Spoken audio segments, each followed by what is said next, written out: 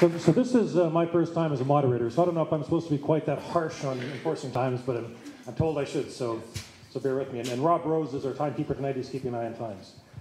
So thank you to the candidates for the first round. We're going to open the floor to questions in a moment, but we begin with one question from the podium to each candidate. And we'll go in reverse order from the first round.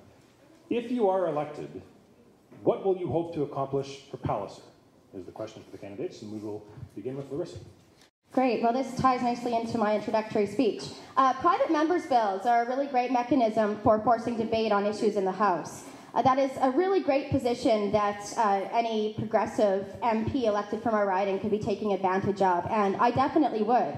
Proportional representation doesn't need a referendum to happen. It needs legislation to be introduced. Similarly to how a legislated ban against nuclear waste needs legislation introduced to make sure it doesn't come to our province, private members' bills can force discussion in the House and definitely show how our elected members feel about an issue. And that is one thing that I could offer the citizens of Palliser, a progressive voice, a voice that understands the political system, understands how to develop and implement policy, and a voice that is willing to listen to the issues and that constituents are facing, the needs that constituents have, and to listen to what my constituents want, even over party lines, because in a democracy, the people are in charge.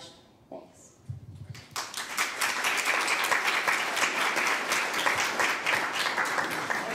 I'm sorry, I forgot to mention there's a 3-minute time limit on the answer. Oh, sorry.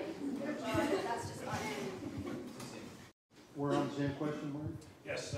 If you are elected, what will you hope to accomplish for Palliser? Okay. Thank you for the question, and let me share with you some of the things that we've been managing to do for Palliser in the past 2.5 years.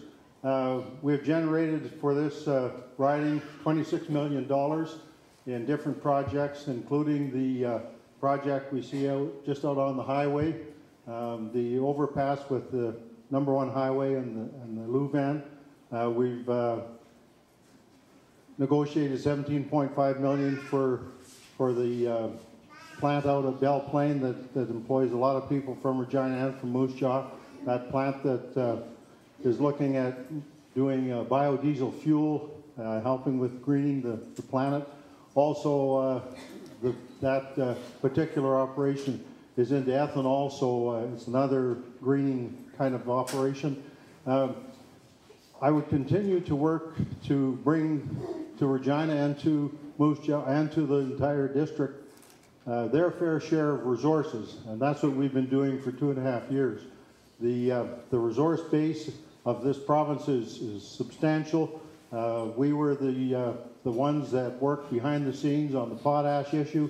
We had 12 different meetings with the head of the Potash Corporation of Saskatchewan, with the Billington folks, with our Prime Minister, with our Premier, and our recommendation from the Saskatchewan caucus, which we were pleased to see, was that we should retain the potash for ourselves. So we do a lot of work behind the scenes, and we would continue to do that. I think that's the best effort that we can make in the Parliament of Canada, is to represent the constituents, do the best we can for them, and that's what we would continue on doing. Thank you.